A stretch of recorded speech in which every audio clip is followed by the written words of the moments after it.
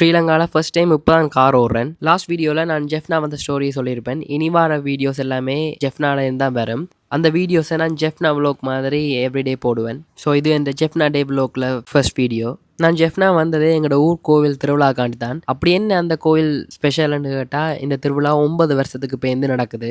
நான் 2 வீக்ஸ் ஹாலிடேக்கு தான் ஜெஃப்னா வந்தேன். நான் எல்லாரும் ஹாலிடேயில் வந்து ரெஸ்ட் எடுப்பாங்க, இல்லாட்டிக்கு எங்கேயும் சுற்றி பார்க்க போவாங்க. ஆனால் இந்த 2 வீக்ஸ் ஹாலிடே வந்து இந்த நார்மலான ஒர்க் டே விட பிஸியாக போகுது. அப்படி என்ன பிஸியண்டா, காலமையும் பின்னரமும் கோயில் போகணும். இப்போ அதுக்கு நடுவில் இருக்கிற நேரத்தில் நான் அப்பாண்ட கடைக்கு போய் நான் ஹெல்ப் பண்ணணும்.